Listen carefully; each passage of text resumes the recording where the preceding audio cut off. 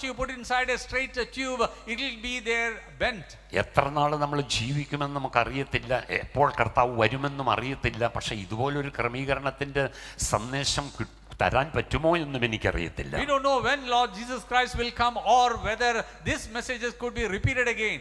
3.5 വർഷക്കാലം പത്രോസ് കൂടെ നടന്നപ്പോൾ പത്രോസിന്റെ ഉച്ചാരണത്തിന് വ്യത്യാസം വന്നു. 3.5 years when Peter was living along with the Lord Jesus Christ, his habit and way of talk was different. ബാല്യക്കാരത്തിയുടെ മുമ്പിൽ 3 പ്രാവശ്യം സ്തോത്രം തള്ളിപ്പറയുമ്പോൾ അവർ പറയുന്ന ഒരു കാര്യമുണ്ട്, നീ ആ നസറായന്റെ കൂടെയുള്ളവൻ, ആ ഉച്ചാരണമാണ് നിന്റെ വായിൽ നിന്ന് വരുന്നത്. ആ ശബ്ദം കേട്ടപ്പോഴേ മനസ്സിലായി. എന്ന് പറഞ്ഞാൽ ആ മുക്കുവന്റെ ഭാഷ പോയിട്ട് യേശുവിൻ്റെ കൂടെ 3.5 വർഷമേ നടന്നുള്ളൂ. സംസാര ശൈലിക്കും ഭാഷയ്ക്കും എല്ലാത്തിനും മാറ്റം വന്നു. നമ്മളെത്രയായി 35 വർഷം നടന്നിട്ടും ഇപ്പോഴും നമ്മുടെ വായിൽ നിന്ന് വരുന്ന വാക്കുകളുടെ സ്തോത്രം അല്ലെങ്കിൽ രൂപവും ഭാവവും ഒക്കെ എന്തെന്നും നമ്മൾ തന്നെ ഒന്ന് പരിശോധിക്കണം. നമ്മൾ ഇടത്തും വലത്തും ഇരിക്കാൻ നോക്കണ്ട, ഞാൻ എന്നെ തന്നെ നോക്കണം. And when it was pointed out to Peter that, oh, your tone and language says that you are walking along with the Lord Jesus Christ, because that was so said by the other people, because his tone and language was different from the fisherman community. സദൃശവാക്യങ്ങൾ 18-ാം അധ്യായത്തിന്റെ 4-ാം വാക്യം വായിക്കുമ്പോൾ, when Proverbs chapter 18 verse 4, when you read, മനുഷ്യന്റെ വായിലെ വാക്ക് ആഴമുള്ളവ, the words of a man's mouth are as deep as ആഴമുള്ള വെള്ളം, deep waters, ജ്ഞാനത്തിന്റെ ഉറവ് ഒഴുക്കുള്ള തോടുമാകുന്നു. well springs of wisdom as a flowing brook. ഇത് രണ്ട് കൂട്ടരെ കുറിച്ചാണ് പറയുന്നത്. About two groups of people it is said. ഒന്നാമത്തേത് ആഴമുള്ള വെള്ളം, one is deep water. മനുഷ്യന്റെ വായിലെ വാക്കുകളെ കുറിച്ചാണ് പറയുന്നത്. About the words of a mouth എന്നാൽ of a man, ജ്ഞാനത്തിന്റെ വാക്കുകള് ways of wisdom, ഒഴുക്കുള്ള തോട് പോലെയാണ്. it is like flowing brook. ഒഴുക്കുള്ളിടത്ത് എന്തില്ല? അഴുക്കില്ല. Where there is flowing water, there is no dirt. അതറിയോ? ഒഴുക്കുള്ള വെള്ളത്തിൽ എന്ത് ചെയ്യത്തില്ല?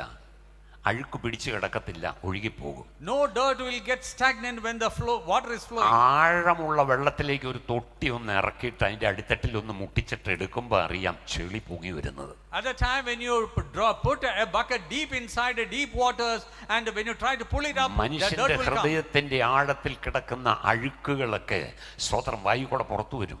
And all the dirt that is deep inside a person will come out through the mouth. പക്ഷെ ഒഴുക്കുള്ള വെള്ളത്തിൽ നീ അടിത്തട്ടിൽ എത്രയിട്ടടിച്ചാലും ഒരഴുക്കും വരത്തില്ല. And അത് ജ്ഞാനമുള്ള വാക്കുകൾ. ജ്ഞാനമുള്ളത് എവിടെ നിന്ന് കിട്ടും? ഉയരത്തിൽ നിന്നേ കിട്ടത്തുള്ളൂ. words of wisdom, ഉയരത്തിൽ നിന്നേ കിട്ടത്തുള്ളൂ. അതിന് 8 ഗുണങ്ങളുണ്ടെന്ന് യാക്കോബ് അപ്പോസ്തലൻ നാവിനെ കുറിച്ച് പറയുമ്പോൾ 3-ാം അധ്യായത്തിന്റെ 17-ാം വാക്യത്തിൽ പറയുന്നുണ്ട്. അതിനെ ഒന്നാമത് പറയുന്നത് നിർമ്മലനെന്ന്. and when it is said that when you go in depth, and 8 qualities are there, book of James chapter 3 verse 17 it is said. Hallelujah. 8 കൂട്ടം വിശേഷണങ്ങളുണ്ട്. 8 qualities are there. നമ്മുടെയൊക്കെ നാവിൽ നിന്ന് വരുന്നതിന്റെ സ്തോത്രം എന്താ രുചി? What is the taste of the thing? Words coming from our mouth. Hallelujah, hallelujah, hallelujah, hallelujah, സ്തോത്രം, ആമേൻ. അപ്പോ ഇവിടെ സ്തോത്രം ഒഴുക്കുള്ള വെള്ളം, അതുപോലെ സ്തോത്രം flowing water, ജ്ഞാനത്തിന്റെ വാക്കുകൾ, words of wisdom. Hallelujah.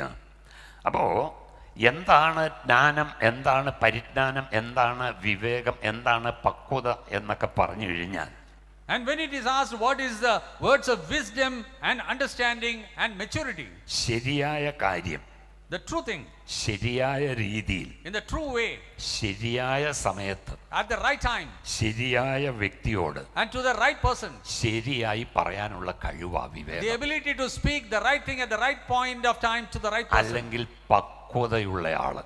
And otherwise it is called a person with maturity. സാഹചര്യം നോക്കിയിട്ട് ഇതൊന്നും പറ്റിയില്ലെങ്കിൽ മിണ്ടാതിരിക്കുന്നതാണ് വിവേകം. And wisdom and understanding is that if the circumstances are not right, you be silent. അപ്പൊ ഈ സംസാരം നമ്മൾ ഒറ്റ വാക്കിൽ മലയാളത്തിൽ പറയുമ്പോൾ ഇംഗ്ലീഷിൽ ഒത്തിരി ഉണ്ട് അതിന്. And in Malayalam when it is said the talk, and in different ways in English. Speak ഉണ്ട്, speak, talk, Speak, talk, say, tell, say, tell. എല്ലാം different. It's all different. Hallelujah. അപ്പോ എൻ്റെ വാക്കുകൾ കൊണ്ട് മറ്റൊരാളെ പണിയാൻ കഴിയും. You can build another person by your words. പണി കൊടുക്കാനല്ല, തെറ്റിദ്ധരിക്കല്ല, Don't mistake, and പണി not to give കൊടുക്കാനും കഴിയും. and you can harm him. അതാണ് നമ്മൾ കൂടുതൽ കാണുന്നത്. അതാ കൂടുതൽ കാണുന്നത്. And we see more of that. അവനിട്ടൊരു പണി കൊടുത്തിട്ടേ ഉള്ളെന്നാ പറയുന്നത്. And you will say that, oh, I will do something against him. അത് ലോകമക്കൾ പറയുന്നത്. ഇപ്പൊ പിന്നെ ദൈവമക്കൾ ഏറ്റുപിടിക്കാൻ തുടങ്ങി, ഒരു പണി കൊടുത്തിട്ടേ ഉള്ളെന്ന്. And only the worldly people used to say that. Now even the children of God are saying that, oh, I will do something against him. എന്നോട് ഒരു വിശ്വാസി പറഞ്ഞതാ. And to me one believer said, ഞാൻ പറഞ്ഞു പണി കൊടുത്താൽ പണി കൊടുത്തിട്ടേ ഉള്ളെന്ന്. ഞാൻ പറഞ്ഞു പണി കൊടുത്താൽ പണി കിട്ടുമെന്ന് പറഞ്ഞു. Then I told him that if you are doing something against that person, that will retort back to you. ചെയ്തില്ല. ചെയ്തിരുന്നെങ്കിൽ ദൈവം പൂട്ടിയനെ. And he did not do it. Otherwise Lord would have fixed it. വ്യക്തമായ ഒരു വെളിപ്പാട് കിട്ടിയിട്ടാ ഞാൻ പറഞ്ഞത്. I spoke after receiving a clear revelation. ഇല്ലെങ്കിൽ പൂട്ടി ജയിലിൽ കിടന്നേനെ. Otherwise he would have been in the prison. Praise God. അപ്പോൾ നമ്മുടെ വാക്കുകൾ കൊണ്ട് മറ്റൊരാളെ പണിയാൻ. And with our words you can build other people. ആണോ നമ്മുടെ വാക്കുകൾ? Are we using the words for that? ഒരാളെ വലിച്ച് താഴെ ഇടാനാണോ? Whether to pull him down, ഒരാളെ വലിച്ച് കീറാനാണോ, or to tear him apart, ഇടിച്ചു താഴ്ത്താനാണോ, or to crush him down? ഇപ്പോഴത്തെ പിള്ളേരുടെ ഭാഷയിൽ പറഞ്ഞാൽ, in the words of these days children, ഇപ്പോഴത്തെ പിള്ളേരുടെ ഭാഷ തേച്ചൊട്ടിക്കാനാണോ? And to stampede him. നമുക്ക് മനസ്സിലാവത്തില്ല. പക്ഷെ ഇപ്പോഴത്തെ പിള്ളേരോട് തേച്ചൊട്ടിക്കൂന്നാ പറയണേ. You said you post him as a billboard. Praise God. ഇതൊന്നും നമുക്ക് പറ്റിയ വാക്കുകളല്ല. These words are not good for us. Hallelujah. അപ്പോൾ അങ്ങനെയുള്ള കാര്യങ്ങളൊക്കെ വന്നു കഴിഞ്ഞാൽ മിണ്ടാതിരിക്കുന്നതാണ് ഏറ്റവും ഉത്തമം. If things come like that, it is better to keep silent. ജ്ഞാനിയായ മനുഷ്യൻ എന്തെങ്കിലും പറയുന്നതിന് മുമ്പ് 2 പ്രാവശ്യം ചിന്തിക്കും. A person with wisdom, before he speaks, he will think twice. കേൾപ്പാൻ വേഗതയും പറവാൻ താമസമുള്ളവരായിരിക്കണം. And we should be people delay to speak out something and listen much more. സദൃശവാക്യങ്ങൾ 17-ാം അധ്യായത്തിന്റെ 27-28 വാക്യങ്ങൾ. Book of Proverbs chapter 17 verses 27 and 28. ഇവിടെ എഴുതി കാണിക്കാതിരുന്നെങ്കിൽ ബൈബിളെങ്കിലും തുറന്നു വെച്ചേനെ. And if it had not been projected here, at least you would have opened your Bible and looked for that verse. Praise God. വാക്കടക്കി വെക്കുന്നവൻ പരിജ്ഞാനമുള്ളവൻ, ശാന്തമാനസൻ ബുദ്ധിമാൻ തന്നെ. മിണ്ടാതിരുന്നാൽ ഭോഷനെ പോലും ജ്ഞാനിയായും അധരമടച്ചുകൊണ്ടാൽ വിവേകിയായും എണ്ണം. അപ്പം മിണ്ടാതിരുന്നാൽ, if you keep silent, ഭോഷനെ പോലും, അപ്പം മിണ്ടാതിരുന്നാൽ മണ്ടനാന്ന് പറയും. and if you keep silent, some people will say you are a fool. അവനൊരു മണ്ടന. Oh, he is a fool. കാരണം അവന് പ്രതികരിക്കാൻ അറിയത്തില്ല. മിണ്ടാതിരുന്നാൽ, because he doesn't know how to respond. മണ്ടനാണെന്ന് വിചാരിക്കും. You might think that he is a fool. മിണ്ടിയാൽ മണ്ടനാണെന്ന് തെളിയും. And if you speak, you will be proving yourself that you are a fool. ഈ പ്രകോപനപരമായ ചില സാഹചര്യങ്ങളൊക്കെ വരൂല്ലേ, 2 പറയാൻ അറിയാൻ പാടില്ലാഞ്ഞിട്ടല്ല, പക്ഷേ മിണ്ടാതിരിക്കുമ്പോൾ പറയും അവൻ എന്നെ മണ്ടനാ, 2 പറയേണ്ടതല്ലായിരുന്നു. അപ്പോൾ നമ്മളെക്കുറിച്ച് എന്ത് വിചാരിക്കും മറ്റുള്ളവർ? ഇവനോട് ഇത്രയൊക്കെ പറഞ്ഞിട്ട് ഇവനൊരക്ഷരവും മിണ്ടുന്നില്ല, ഇവൻ എന്തൊരു മണ്ടനാ. When words of provoking things are coming from some person and you are keeping silent, other people will say that, oh, he is a fool, he should have responded. മിണ്ടിയ മണ്ടനാണെന്ന്, but if he speaks, വെളിവാകും. it will be revealed and proved that you are a fool. Hallelujah. ഞാൻ ഇത്രയൊക്കെ പറഞ്ഞു വന്നതിന്റെ ഉദ്ദേശം, and the sum total of why I was saying all this, മനുഷ്യനെ സൃഷ്ടിച്ചപ്പോൾ തന്നെ സാമൂഹ്യ ജീവിയായിട്ടാണ് മനുഷ്യനെ സൃഷ്ടിച്ചത്. as a social creature Lord created man. ദൈവം അത് കണ്ടിട്ട് അവനോട് പറഞ്ഞു ഒറ്റയ്ക്കിരിക്കുന്നത് നല്ലതല്ല. That's why seeing that the Lord said it is not good that you are all alone. കൂട്ടുകൊടുത്തത് അതാ. That's why a partner was given. കൂട്ടുവെട്ടാനല്ല കൊടുത്തത്, not to break the partnership, കൂട്ടുകൂടി ജീവിക്കാനാണ് കൊടുത്തത്. in order to live together. Hello. But മനുഷ്യൻ എന്താണ്? വികാരജീവിയ. and man is an emotional creature. വികാരങ്ങളുള്ളവന്, വികാരങ്ങളോടെ സൃഷ്ടിക്കപ്പെട്ടത്. He has been created with that. ആ വികാരങ്ങളിൽ ഒന്നാണ് സന്തോഷം. And happiness is one among them. ആ സന്തോഷം അനുഭവിക്കുന്ന എത്ര പേരുണ്ടെന്ന് ചോദിച്ചാൽ ആരും സമ്മതിക്കത്തില്ല. And how many of you are enjoying that happiness? Nobody will acknowledge and accept it. പക്ഷേ ആ സന്തോഷം പൂർണ്ണമായി അനുഭവിക്കുന്ന ഒരൊറ്റയാൾ പോലും ഇതിനകത്തില്ല. None is there here who is enjoying it completely. ഉണ്ടെങ്കിൽ ഒന്ന് കൈവക്കാം. If anybody is there, raise your hand. കള്ളന്മാരും ഇല്ലാത്തതിനാൽ സ്തോത്രം. I praise God because there are no liars. സന്തോഷം വരുന്ന 3 ഉറവിടങ്ങളുണ്ട്. And there are 3 sources where the happiness is coming. ഒന്ന് ദൈവം. One is God. നെഹമ്യാവ് 8:10 പറയുന്നു, യഹോവയിങ്കലെ സന്തോഷം നമ്മുടെ ബലമാ. Nehemiah chapter 8 verse 10 says that my joy is in the Lord, my strength. പൗലോസ് പറയുകയാണ് കർത്താവിൽ സന്തോഷിപ്പീൻ. And Paul says rejoice in the Lord. അപ്പോൾ ഒന്നാമത്തേത് the source of happiness ദൈവമാണ്. source of happiness, the prime one is God.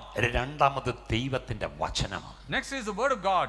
യോഹന്നാന്റെ സുവിശേഷം 15-ാം അധ്യായത്തിന്റെ 11-ാം വാക്യം വായിക്കുമ്പോൾ, When you read book of John, ഞാൻ ഈ പറയുന്നത് എന്തിനാണെന്നറിയോ? നിങ്ങളുടെ മുഖത്തിന്റെ വാട്ടമെല്ലാം കണ്ടിട്ട് അതെല്ലാം ഒന്ന് മാറണം, നമ്മൾ സന്തോഷിക്കണം. ആകെപ്പാടെ ഒറ്റ ആയുസേ ഉള്ളൂ. ഇപ്പൊ വയസ്സ് എത്രയായി? 65. book of John chapter 15 verse ആയുസ് 11. 70 അല്ലെങ്കിൽ 80 ഉള്ളെന്നാ പറഞ്ഞു. തീർന്നു, ഇനി കുറച്ച് നാളേ ഉള്ളൂ. സന്തോഷമായിട്ടൊന്ന് ജീവിക്കാം. And looking upon your dull faces and അതുകൊണ്ട് saying മസിലൊന്നും പിടിച്ചിരിക്കണ്ട, അങ്ങ് കേട്ടോ, അങ്ങ് ഏറ്റെടുത്തോ. ബാക്കി ഇനിയുള്ള ജീവിതമെങ്കിലും നമുക്ക് സന്തോഷിക്കണം. at least the rest of the life you have to be happy. Hallelujah. Hallelujah. എത്ര പേർക്ക് സന്തോഷമുണ്ടോന്ന് പറഞ്ഞാട്ടെ. സ്തോത്രം. Hallelujah. ഹല്ലേലൂയ. അപ്പോൾ രണ്ടാമത്തേത് ദൈവത്തിന്റെ വചനം. യോഹന്നാന്റെ സുവിശേഷം 15:11. book of John chapter 15 verse 11. യേശു പറയാണ്, എന്റെ സന്തോഷം നിങ്ങളിൽ ഇരിപ്പാനും നിങ്ങളുടെ സന്തോഷം പൂർണ്ണമാകുവാനും ഞാനിത് നിങ്ങളോട് സംസാരിച്ചിരിക്കുന്നു. These things I have spoken unto you, that my joy might remain in you, that your joy might be full. ദൈവത്തിന്റെ വചനമാണ്. It's the word of God. Hallelujah. സ്തോത്രം. മൂന്നാമത്തേത്, The third one, സന്തോഷം കൊടുക്കാനുള്ള സോഴ്സ് ഞാനും നിങ്ങളുമാണ്. you and me. നമ്മൾ സന്തോഷം കളയുന്നവരാണോ സന്തോഷം കൊടുക്കുന്നവരാണോ? Are we people giving happiness or taking it away? ചിന്തിച്ചാ മതി. Just think. സ്തോത്രം. അതെവിടെ തുടങ്ങണം? എന്നിൽ തുടങ്ങണം, എൻ്റെ കുടുംബത്തിൽ തുടങ്ങണം, പിന്നെ ഇവിടെ സഭയിൽ വേണം. Where it should start in me, my family, and here. പൗലോസ് ഫിലോമോനെ കുറിച്ച് പറയുന്നത് ഫിലോമോന്റെ ലേഖനത്തിൽ കിടപ്പുണ്ട്. സ്തോത്രം. മുഴുവൻ വായിക്കണ്ട. 7-ാമത്തെ വാക്യം വായിക്കുമ്പോൾ ഫിലോമോനെ കുറിച്ച് പറയുന്നത്, നിന്റെ സ്നേഹം, നിന്റെ അനുസരണം, ആശ്വാസം തന്നവൻ, ഹൃദയം തണുപ്പിച്ചവൻ. പറയാണ് പൗലോസ്, നീ എൻ്റെ സന്തോഷമാണ്. And about Philemon it is said, and in verse 7 you find that you are the one who gave me all the happiness. ഭാര്യ നോക്കിയിട്ട് പറയണം, നീ എൻ്റെ സന്തോഷമാണ്. And looking at your wife, you have to say, you ഭാര്യ are my ഭർത്താവിനെ happiness. നോക്കിയിട്ട് പറയണം, നീ എൻ്റെ. എല്ലാവരും കീപ്പോട്ട് നോക്കുവാണ്. The wife should മക്കള് പറയണം, എൻ്റെ അപ്പനും അമ്മയും ഞങ്ങൾക്ക് സന്തോഷമാണ്. And the children should say that my parents are my അപ്പനും അമ്മയും പറയണം, ഞങ്ങളുടെ മക്കള് ഞങ്ങൾക്ക് സന്തോഷമാണ്. And the parents should say that അതിലേക്ക് my children. കൊണ്ടുവരണം. വന്നേ പറ്റത്തുള്ളൂ. ഈ പിശാചിന്റെ സകല തന്ത്രങ്ങളും പൊളിഞ്ഞേ പറ്റത്തുള്ളൂ. നമ്മുടെ കൂടാരങ്ങൾക്കകത്ത് ആധിപത്യം പുലർത്തുവാൻ ഒരു ഇരുട്ടിന്റെ ശക്തിയെയും അനുവദിക്കാതെ വണ്ണം ഇന്ന് പകൽ വചനത്തിന്റെ ശക്തി വെളിപ്പെടട്ടെ, യേശുവിന്റെ നാമത്തിൽ. Amen. In the name of the Lord Jesus Christ, the power of the word of God manifests this day in our houses. The happiness should manifest. ഫിലിപ്പിയ സഭയ്ക്ക് പൗലോസ് എഴുതുമ്പോൾ 4-ാം അധ്യായത്തിന്റെ 1-ാം വാക്യത്തിൽ പറയാണ്, സഭയെക്കുറിച്ച് പറയുകയാണ്, എൻ്റെ സന്തോഷവും എൻ്റെ കിരീടവുമായുള്ളവേ. And Philippians chapter 4. സിറ്റി ചർച്ചിനെ നോക്കിയിട്ട് പറയണം, ഇവിടെയുള്ള ആരും സന്തോഷം കെടുത്തുന്നവരല്ല. ഓരോരുത്തരും പറയണം, സിറ്റി ചർച്ച് ഞങ്ങളുടെ സന്തോഷമാ. Hallelujah. Everyone ഇവിടെ വരുന്നത് സന്തോഷമാ, ഇവിടെ ആരാധിക്കുന്നത് സന്തോഷമാ, ഇവിടുന്ന് കഞ്ഞി കുടിക്കുന്ന കൂട്ടായ്മ സന്തോഷമാ. Hallelujah. Everyone should say that, coming down to Faith City Church, it is an happiness. The fellowship here, the worship here, and having the meal together, it's all happiness. ഇതിന്റെ പുറത്തേക്ക് ഇറങ്ങിയിട്ട് കുറ്റം പറയുന്ന കാര്യമല്ല ഞാൻ പറഞ്ഞത്. കഞ്ഞി കുടിച്ചോടിക്കുമ്പോൾ കുറ്റം പറയുന്ന കാര്യമല്ല, അടുക്കളക്കകത്ത് കുറ്റം പറയുന്ന കാര്യമല്ല ഞാനിപ്പോൾ പറയത്തില്ല. അതൊക്കെ സന്തോഷം കെടുത്തുന്നതാണ്. It's all the thing that is taking away all happiness when you are blaming and accusing someone else. അപ്പോൾ ആ ഇരുട്ടെല്ലാം മാറണം. And those darkness should go. സന്തോഷത്തിന്റെ വെളിച്ചം വീശണം. And the light of happiness should manifest. വെളിച്ചത്തിന് 3 സോഴ്സേ ഉള്ളൂ. And there are only 2 sources for the light. ഒന്ന് ദൈവം. One is God. 1 യോഹന്നാൻ 1:5, യോഹന്നാന്റെ സുവിശേഷം 8:12 എടുക്കണ്ട. 2 വചനം വെളിച്ചം. 119-ാം സങ്കീർത്തനം 105-ാമത്തെ വാക്യം. And in 1 John chapter 1 verse 5 also, book of John chapter 8 verse 12, and Psalms 119 verse 105. മൂന്നാമത് ഞാനും നിങ്ങളും. മത്തായിയുടെ സുവിശേഷം 5:14 പറയുന്നു, ഞാനും നിങ്ങളും. And you and me, book of Matthew chapter 5 verse 14 says, നമ്മിൽ പ്രകാശമില്ല, നമ്മൾ ചന്ദ്രനെ പോലെയാ. സൂര്യനിൽ നിന്ന് കിട്ടിയെങ്കിൽ മാത്രമേ ചന്ദ്രൻ പ്രകാശിക്കത്തുള്ളൂ. എന്നുപോലെ യേശുവിന്റെ പ്രകാശം സ്വീകരിച്ച് ലോകത്തിന് പ്രകാശം, മറ്റുള്ളവർക്ക് പ്രകാശം കൊടുക്കുന്നവരെ ഞാനും നിങ്ങളും. We are like the moon. Only when the light of the sun is reflecting on it, it will get bright. And you and me should get the light from the God, then you should reflect it to others. നിങ്ങളെ സന്തോഷം പോയി, your happiness is gone. വേദനയോടെ ജീവിക്കുന്ന എത്ര പേരുണ്ടെന്നറിയാമോ? You know how many people are there living with pain and suffering? ഒന്ന് സന്തോഷിക്കണമെന്ന്, മനസ്സ് നിറഞ്ഞൊന്ന് സന്തോഷിക്കണമെന്ന് ആഗ്രഹിച്ചിട്ടും കഴിയാതെ. And you desire that you want to be happy, but how much you try, it is not possible. ഭക്തന്മാരുടെ ജീവിതത്തിൽ, and the life of the people, even you are believers, ദൈവത്തിൻ്റെ ഹൃദയപ്രകാരമുള്ള മനുഷ്യന ദാവീദ്. 86-ാം സങ്കീർത്തനത്തിൻ്റെ 4-ാം വാക്യത്തിൻ്റെ അകത്ത് ദാവീദ് പറയുന്ന ഒരു കാര്യമുണ്ട്. And David, he was living according to the will and the desire of the heart of God. Still David says in Psalm 186 verse 4, ഉള്ളത്തെ സന്തോഷിപ്പിക്കണമേ. Lord, delight the soul of my servant. പലപ്പോഴും ഒറ്റപ്പെട്ടു പോകുന്ന അനുഭവങ്ങളുണ്ട്, കാരണം കൂടാതെ കുറ്റപ്പെടുത്തുന്ന അനുഭവങ്ങളുണ്ട്. ആ സന്ദർഭങ്ങളിലൊക്കെ എന്ത് ചെയ്യും? ഒറ്റപ്പെട്ടു പോകുക. ദാവീദ് പറയാണ്, അടിയൻ്റെ ഉള്ളത്തെ സന്തോഷിപ്പിക്കണമേ. നോക്കി പറയാനായിട്ട് ഒറ്റ ഇടമേ ദാവീദ് നോക്കിയിട്ട് കാണുന്നുള്ളൂ. അത് ദൈവമാ. ദൈവത്തിൻ്റെ മുഖത്ത് പറയുകയാണ്, എൻ്റെ ഉള്ളം വിഷാദം കൊണ്ട് നിറഞ്ഞിരിക്കുക, എൻ്റെ ഉള്ളത്തെ ഒന്ന് സന്തോഷിപ്പിക്കണമേ. ഇതുപോലെ ആത്മാർത്ഥമായി പ്രാർത്ഥിച്ച് ഉള്ളിൽ ആഗ്രഹിക്കുന്ന പലരും ഇതിനകത്ത് ഇരിപ്പുണ്ടെന്ന് എനിക്കറിയാം. ഇന്ന് പകൽ ദൈവമാ ഹൃദയങ്ങളെ കാണുന്നുണ്ട്. ദൈവാത്മാവ് ഇന്ന് പകൽ ശക്തമായി ചലിക്കുമെന്ന് ഞാൻ വിശ്വസിക്കുന്നു. നമ്മുടെ സന്തോഷത്തെ തല്ലിക്കെടുത്തുന്ന ചില പൈശാചിക മണ്ഡലങ്ങളെ തകർക്കുന്ന ഒരു ദൈവകൃപ ഇന്ന് പകൽ യേശുവിൻ്റെ നാമത്തിൽ